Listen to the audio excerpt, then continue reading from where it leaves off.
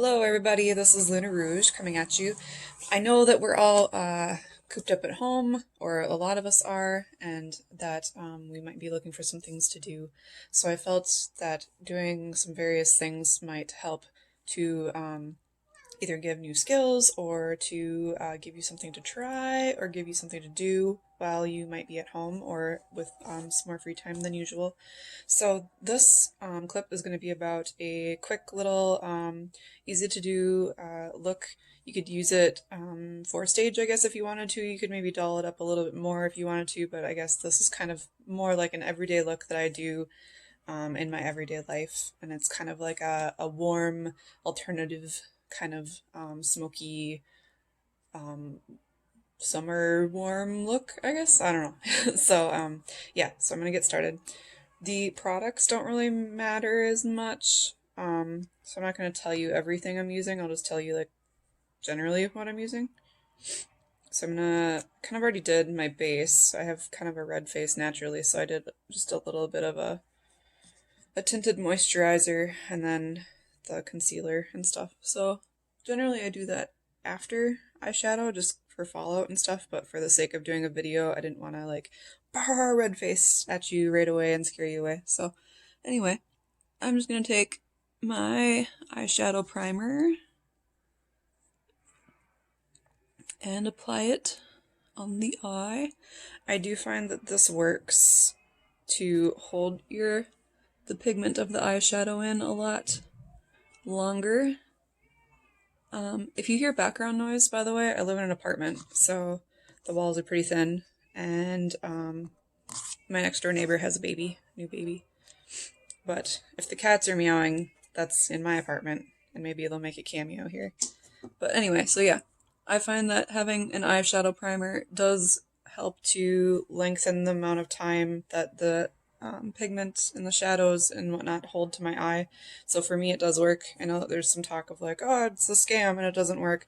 I find it does work, especially working out in sweaty festivals and stuff like that for full stage makeup. Like it does make a huge difference to no matter how good and pigmented your eyeshadows are, that like if you're sweating and you're hot, like eventually they'll wear away. So I just tend to use it all the time, so that works for me. Anyway, so we're going to take all my brushes are just the cheap little guys. I'm just going to use it's technically a blending eye brush. And I'm going to go into my crease with this kind of like warm yellow color. And again, like, it doesn't really matter what palette you're using. I'm hoping that this can be broad enough that you can use it with whatever palettes and whatever eyeshadows that you have at home. So I'm going to use kind of this like mustardy yellow color. I really like this a lot. I use it frequently, so I'm just going to do that like kind of in the crease, but then a little above the crease too, just kind of like working it out. I'm sure I'm making all sorts of fun makeup faces. So just on both sides. It's still just that mustard color. I'm gonna make sure it's nice and concentrated more towards the crease and then try to like gradiate it out. And then I want more of it, like if this is the center of my eye, I want more of it on this side, on the outside, and like a tapered amount or a lesser amount on the inside of my eye.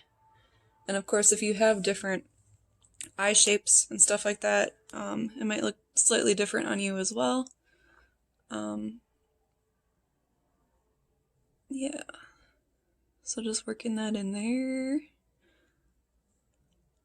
I'm also going to take just a little bit like on the edge, like the very edge of the brush, and just dance some Bob Ross terminology for you. And I'm just gonna dance some of this mustard color under my eyelid on the bottom. And I'm gonna go about 3/4 of the way over, so not all the way, but I'm gonna stop about there, like about where my lower lash line stops. So just applying and applying. This is a really good one that I use a lot for just like going to work or going to run errands. Obviously things go a lot quicker like as you kind of get your flow and your routine down, and also like if you're not talking about what you're doing, it goes a lot quicker too. So the next color I'm going to do is I'm going to take a eye crease brush. It's a little bit smaller and more, it's not so fluffy, so I can kind of concentrate it more into the crease of my eyeball. I'm going to take this kind of like bright red color, like a fiery red color. You could do something a little more subdued, but not too dark yet, depending on how many layers of color you want to do. But for this guy, I like to do right into the crease where I just was, concentrating that mustard color a little bit more. And I'm going about halfway-ish across my eye, so not crossing, like if I'm looking straight, I'm not going to cross my pupil. So I'm trying to keep it just on the outside of my eyeball. Hopefully you can see this okay. I'm just filming this on my phone. I think a lot of us artists were kind of surprised and not having work suddenly, and I will say that there are those struggling way worse than I am. But I hope that just putting out small little contents and stuff will help and give you something to do or something to try, something to experiment with.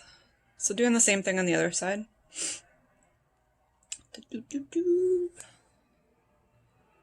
Take this. I should probably warn you too, like I'm in no way trained for makeup. I am not licensed in makeup or anything like that. What I know is experimenting, and what I know is watching a lot of YouTube channels. And honestly, experimenting is kind of the biggest thing. Stage performance-wise, I don't want to give away all my makeup stage secrets because I do have a full workshop where I do talk about all my products and stuff that I will specifically use for stage. I will only say that from that workshop, the thing I wouldn't skimp on is a really good high pigmented eyeshadow palette, or just ones that work for you. I know a lot of people swear by like higher end foundations and stuff, and a lot of it just comes down to your skin and how it reacts and what works for you. So I'm gonna take, I know it's not really blended yet, it looks like, oh my god, crazy. Excuse me. So I'm gonna take this and just go about halfway. Same thing, about halfway under the lower lid.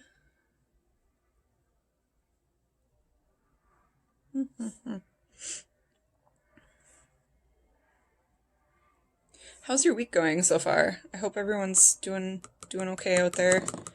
And if you're watching this later on in life, we're currently in the coronavirus situation. So I hope everyone's doing okay, and I hope you're staying healthy and safe and sane where you are. Let's see here. So I'm going to take that mustard colored brush that I used, and mostly, like, I'm not gonna dip it back in there too much, but I'm just gonna kind of like soften out the edge where I just put that red. So like it's picking up a little bit of the red, so you can see that. And I'm just kind of blending the edge of that red and the mustard together.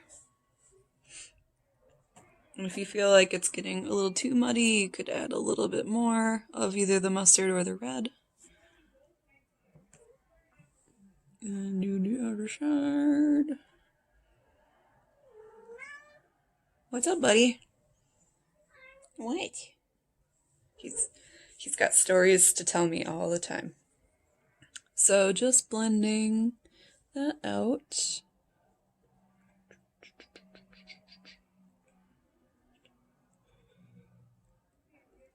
peppy little eyeshadows. I am apparently full of Bob Ross references for this. Anyway, I digress. So here I'm going to take a eyeshadow brush and I'm going to go into a little bit darker of a red color. And this guy, excuse me, this guy I'm going to do kind of like a little C. So I'm going to do a little bit on the outside of my lower lash line there, if you can see that. But I'm also going to do just a little bit up and over, just a little bit. A little bit up and over. See what I'm doing? And the colors look different on my viewfinder here than they actually do in the mirror, but hopefully it's picking up okay. So dipping into this darker red, I'm going to the other side. I like to be pretty generous on the lash line, because especially if we're going to do like eyeliner, mascara, that kind of stuff, like it can kind of dissipate and fade away from that.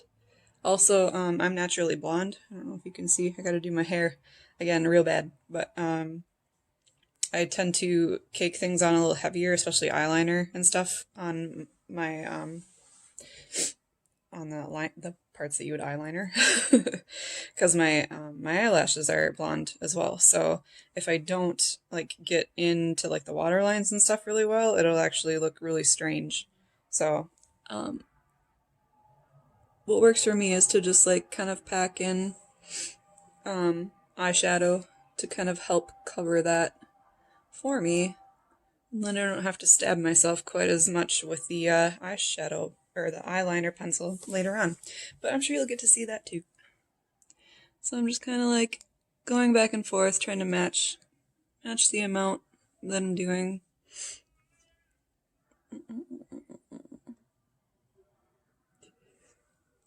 Ooh. And then I'm kind of slowly filling in the middle part just a little bit and coming to the center just a little bit.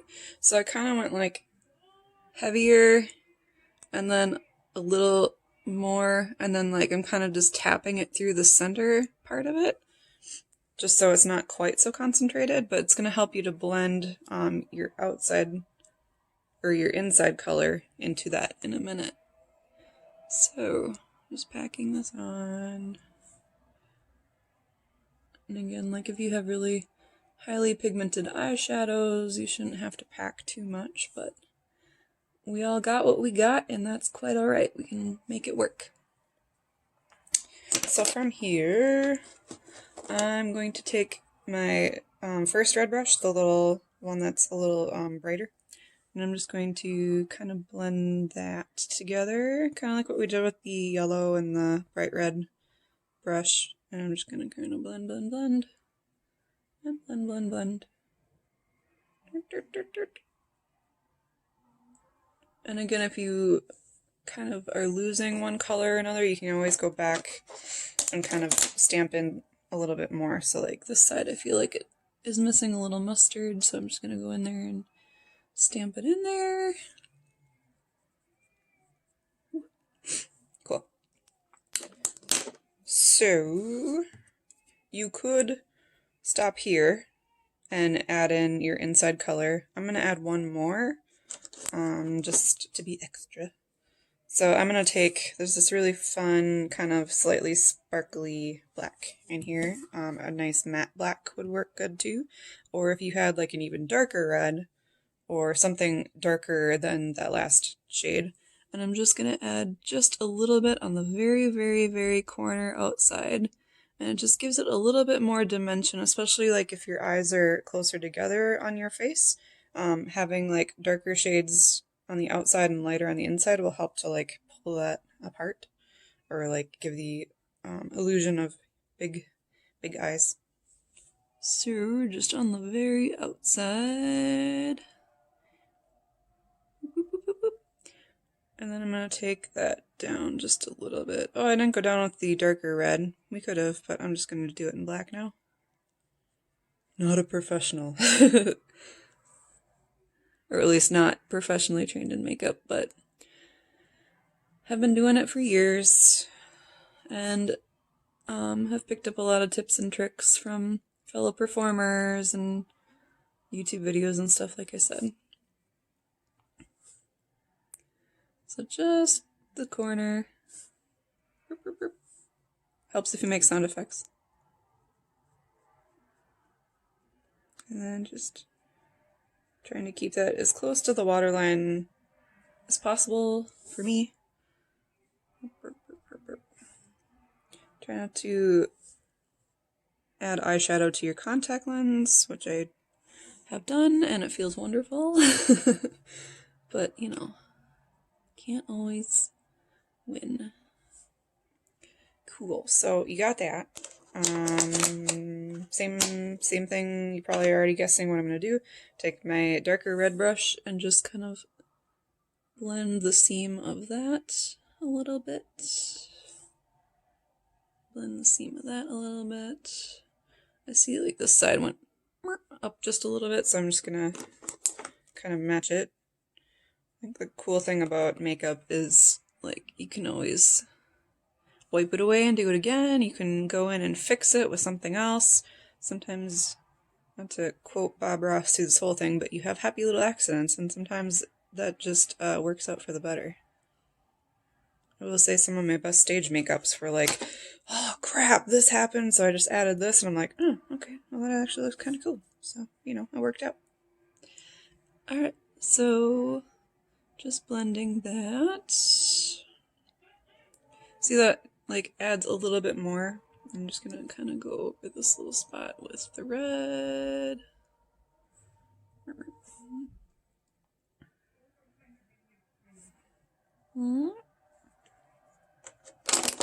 And then I'm just gonna take my mustard brush again and just kind of blend that all out. And blend that.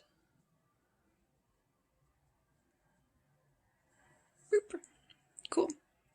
You also could, like, make a shape with this.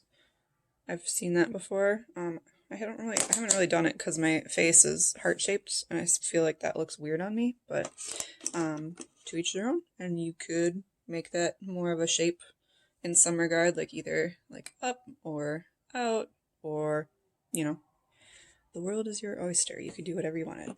Cool, so I've got all my outside colors. I'm going to take another eyeshadow brush, and then there's this fun kind of off-white, it's not matte, it's like kind of glistening, terms. It's kind of shiny. Squirrel, shiny.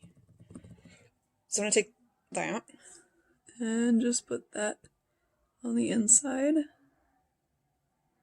If you have eyeshadows that aren't showing up super well, you could use water or fix it, or like I just use water, honestly, and just dip it and get the brush a little wet and get the eyeshadow a little wet, and then it'll apply a little bit more pigmented for you. But again, like for stage, I wouldn't, that's like the one thing I wouldn't chintz out on. I would like make sure you're getting really good. Or I wouldn't go cheap with eyeshadows.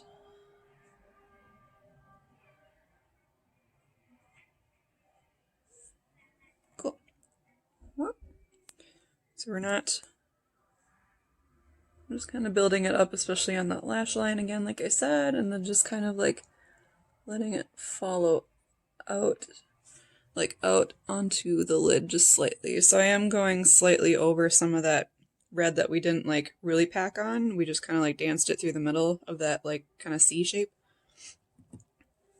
And I'm just trying to make it a little bit more even and a little bit more opaque through the lash line, and then just working it out onto the center. Cool. So I'm going to take my red brush and I'm just going to kind of blend those together at the lash line. Maybe I go over just slightly and pull that kind of creamy gold off-white color in. Bam, like that. Cool. So, and then I forgot to do this, but you know, we got the brush, we can go back. I'm just going to take a little bit and go on the inside of my lash line, just like so. So now you have this cool, like,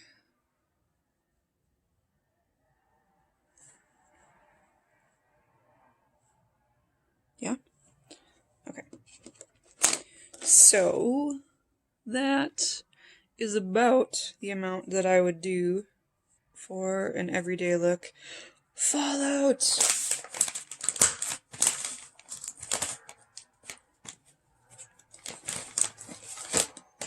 Again, you could add more to this. You could add more to this if you were going to do a staged look. So currently, I'm just cleaning up some fallout. Then we can do our eyeliner. So I do the bottom. I will go almost all the way over, so not quite to the tear duct, but all the way up to it, filling it in. And again, because I'm naturally blonde, I'm going to do the top part.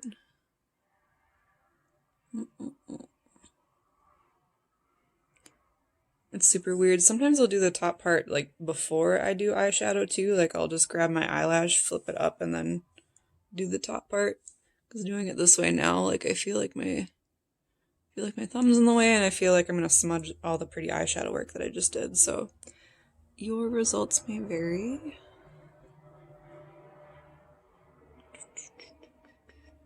So just doing the same on this side. Woo.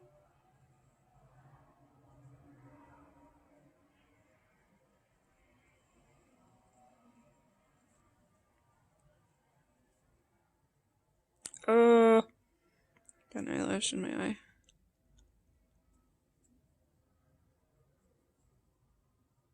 There we go. Whew, crisis averted. It happens so easily too. Okay, so we did our eyeliner.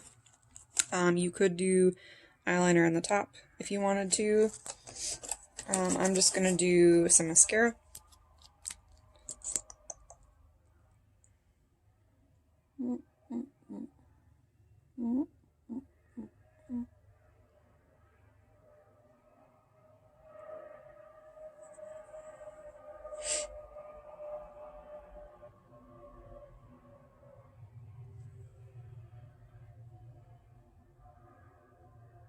I need to get more mascara. This is almost out. I'm gonna do a little on the bottom.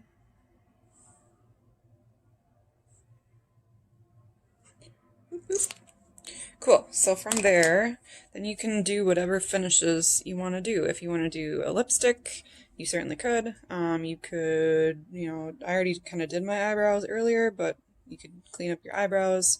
You could do heavier foundation, whatever you want to do, whatever works for you from there. I just kind of wanted to give you some ideas and something to try with for eyeshadow. Well, you might have the time now or have time to kill. So hopefully that helps and hopefully that works out. Stay tuned. I have more things upcoming. I have lecture discussion topics that I'm going to have to do, and also I have some special guests planned too. So hopefully you enjoyed that. Let me know in the comments below, and we'll see you on the next one.